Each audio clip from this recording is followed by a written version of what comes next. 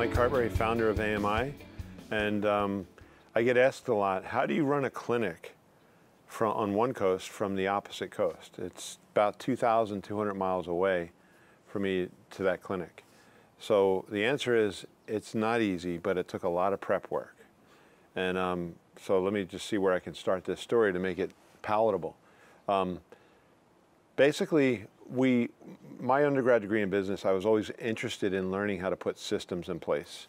I knew that my father had his own business and really worked himself to death in that business. He just worked and worked and worked, and he solved all the problems. He was his nickname at his business was the Big Cheese, and mine was the Little Cheese. But he was the guy who was running the show. If there was a problem, he solved the problem. His business had nothing to do with healthcare, but he had about 15 employees, and basically he retired at 56 or 57, and he was dead at 62 of cancer that they think he had for about 10 years. So I knew that I didn't want to work myself to death. And when I was in college, I got an opportunity. It was my senior year, and it was a class where they said, the way this class is going to work is we're going to divide you up into groups of 4. And in each group, they're going to have one marketing major, one management major, one accounting major, and one finance major. And the 4 of you are going to put your heads together and come up with an investment that an investor had a certain amount of money to invest, and we had to come up with an investment, and whoever gets the investment that group gets an A for the course no matter what. So my group actually won. And so what we did was we looked at a whole bunch of different investments, and I know one of the groups they actually looked at profit, and they focused on profit. They said, you know what, the most profitable business out there is a porno shop, and they recommended that. And the professor said, it was the most profitable, but I declined to buy it because I didn't want to own a porno shop. And that was good for us because we were the second most profitable one, and we were not a porno shop, we were a Dunkin' Donuts, actually 2 Dunkin' Donuts. One of the guys in our group knew somebody who owned a Dunkin' Donuts, and he helped us get in touch with Dunkin' Donuts, and they provided us with a lot of information about the franchise process and the systems involved in running those businesses. And while I was learning all that, because as a marketing guy, I had to present this, and I had to know about, traffic counts on the highway in front of the business, and how big the parking lot was, and who was going to work there, and how much was it going to cost, and all these different things that you factor into a business.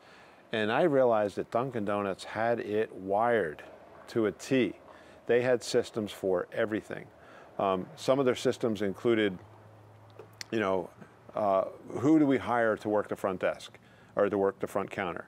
And they knew they were looking for retired women and high school girls because they knew a lot of the people coming in for the donuts were men, and those people needed jobs and they could be flexible with their hours. So, and they were inexpensive at that time. Back in the 80s, they were relatively inexpensive. So they had it down on how everything had a system. They knew the owner, the baker, and the manager all had to learn how to make the donuts because on the day that the baker was sick, somebody had to make the donuts. And if the baker and the manager ran off and started their own business, the owner had to do it. So they made sure everybody got trained. So I got influenced by that a lot. It was a great experience. When I was running my own business, I started off and made a huge personality-driven business. It was based on my personality.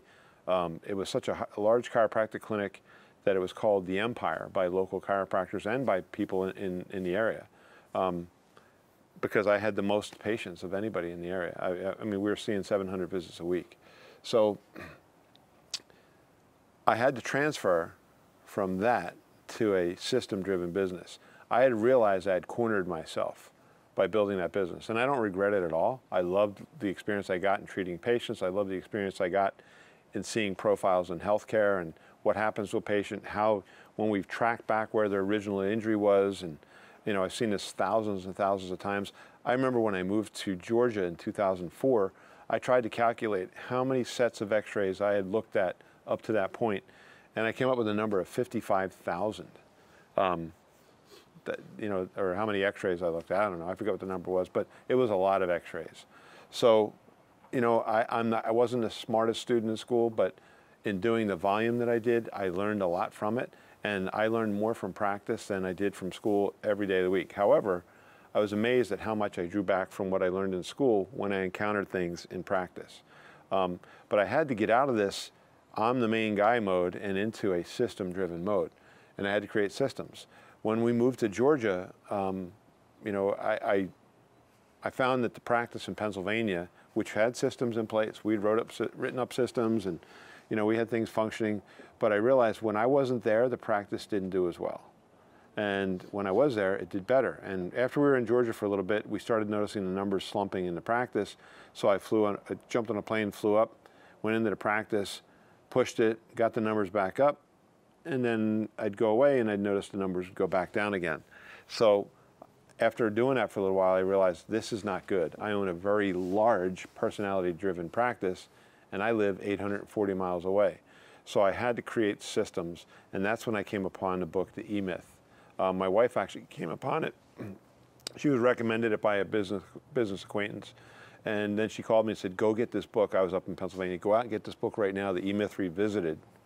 And I did, and it was an eye-opener.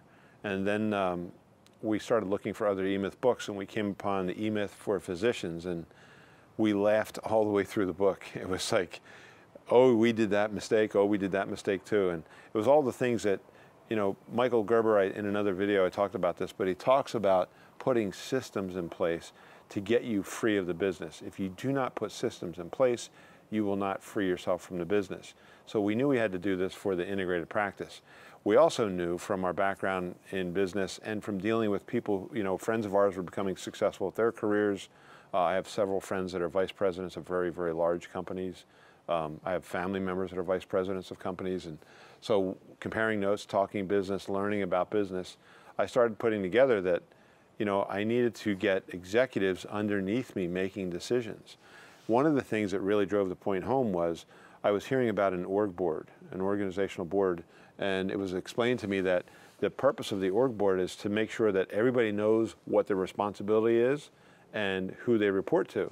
And they knew what department they were in and what their job was in creating the end product for the company. And I realized, yeah, that's important. People need to know what it is that they do that contributes to the company. I found that most employees, not all, but most employees really genuinely want to do a good job. And if they don't do a good job, I started realizing a lot of times it was because of me and not because of them, because I didn't provide the right training. So we looked to create these systems so we could provide the right training and have our patients thrive at their job. And I got to tell you, when that started happening, I realized employees love a job where they know what to do. They love a job where they know what to do. And that's what most of them are just looking for. Show me what to do and let me take the responsibility and let me make the decision. Well, letting them make the decision, you better have your systems in place so that they understand the purpose and philosophy and drive of the business. They understand the parameters and the benchmarks necessary to accomplish that and the involved things like overhead and cost and everything else. And then they have to understand the standards that we perform to. You know, if you perform like a Kmart, you want a low budget, low price place, that's okay, but your staff has to know that. Whereas if you're trying to do a Mercedes delivery, you know, a top level delivery, like having a Porsche or a Mercedes, and that's the type of practice you want to have, your staff better know that too. And you better set the standards of, you got to perform to this level because we don't accept this level. And that's all important on setting up these systems. So we factored that all in, but the real thing that helped us really gel in putting this together was we did a thing called the E-Myth Mastery Program. My wife and I both did it. It was over the course of 2 years. It was before internet, so we didn't do internet education. We were getting assignments, reading our assignments, doing a workbook, and then having a class on phone once a week with an instructor who would review our homework, which we had already turned in, and then discuss the next week's lesson. In doing that, we realized that we could write systems for the business in our homework every week. So we did. And E-Myth had the right direction to guide us into every area of the business to make sure we had systems so that it would run without us. So we got these systems in place. And I got to tell you, it was difficult writing those systems. Even when I knew what I had to do, sitting in my house, in a room, at a table with a pen and paper and creating these systems, it was a bit painful. But we pushed through it and we did it. And we created job descriptions. We created training checklists. We created job agreements, which have standards and benchmarks in it. And we created these different systems so that our employees could actually know what we expect of them and know the level to perform to, so they can make the decisions, because they're there in the trenches. We're not. And to have us micromanage every little thing, you'd be getting phone calls and texts all day. What do I do? What do I do? What do I do? I'll give you an example of that. There's always going to be times when you have upset patients. So we trained some employees who are now managers of our system on how to handle that. And we said, here's how much leeway you have in this. If you have an upset patient, this is the extent that you can refund money without having to tell us, if you have to do that, or to make something go right, if you have to do that. And we told them the main thing is to listen to the patient, acknowledge what they say, don't try to defend it. And we wrote all this out, acknowledge what they say, and say, what can I do to make this right for you? And that was a great system, because we had the right people who were responsible, who understood all the background involved to make that statement, and knew when somebody was trying to play us for money and when somebody actually really just wanted to be satisfied. What was interesting in that was we found that most people didn't want money back. They just wanted to be heard. But there's times we refund money, and I don't know how many times, because I don't do it. I just know that it's all within the budget and the system works. So then we had to get people who could follow the systems. And that meant producing a product, and it also meant tracking statistics. I've had people complain that worked for me, oh, you track stats, you're only interested in the money. No, that's not true. If you're going to do something that's worthwhile, you better measure how effectively you're doing it. If you're trying to change healthcare, if you're trying to change something that's not right in society, you better measure how well you're doing it, because if you're not, you're guessing. So we came up with systems on how to measure what we were doing. We came up with something called the 3-time-a-week list, which tracks different aspects of the practice and where the numbers could drop. Like, do you have enough new ones? Are enough new ones becoming patients? When they become patients, are they following their care plan? Are they getting discharged? What percentage discharge, and with a success story? And these are the things we track to make sure that we're not blowing them out after they've signed on and agreed to do the program, because we're not servicing them during the event or during the treatment. We know that the conversation on the floor has to be about why they're there. They're not there to be our friends, although that tends to happen, and they want to be friendly. They're really there for us to guide them. And when we stop guiding them, they don't see the value in being there, and they start missing more appointments. So we have these systems that we created to monitor our systems, which really make it effective. So that what my wife and I can do, there's certain statistics that we get delivered on a daily basis, and we look at these statistics, and we're looking for growth. Even if it's minuscule growth, we're looking for consistent growth. If we see up and down, or we see downward trends, we start digging. And when we dig, we know exactly how to look at it. We have systems on what to look at. Is it a problem with new patients? Is it a problem with conversion of new patients? Are we getting the wrong new patients? Are we getting the patients and they're not signing on for care? Or if they're signing on for care, are they not following the care plan? So we look at these different things, and that tells us, is our efforts correct, or are we off the track? In measuring things this way, we can keep things on track and keep that practice growing, because we know our executives who are making the decisions understand that. And one of those key executives is our nurse practitioner, but we have administrative directors. We have an executive director, and we have an office manager, and administratively, they are senior. We have a production officer, and their job is to make sure the production is moving in the right direction. And when these people get these posts, they are assigned to be responsible for those statistics and the reporting of those statistics to us. And that way we all know that we taught them how to handle down statistics. We have systems on how to handle down statistics. And when our managers know this, they can actually, a lot of times when they're reporting to us a down stat, they've already got the correction in place, and the stat's already starting to come up. That's how you know when you have a good running machine.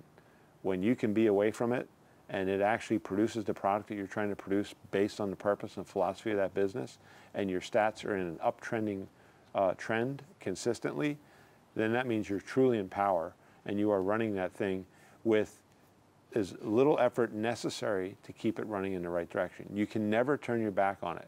One of the biggest mistakes people make when they try to move into this phase of business where they're not actually there is they just they abandon their post. they give up their responsibility and they just assume the person that's at the job is going to do it. And then what we get is phone calls. Oh, my people are lousy. They're doing this, they're doing that, they're not doing this, they're not doing that. And a lot of times it's because the person who left didn't hand off their post properly.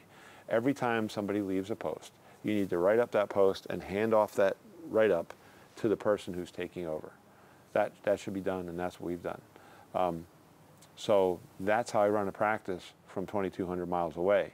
We are still in constant communication with the practice. We have our finger on the pulse, and we have competent people in place that are measuring it and reporting honest statistics.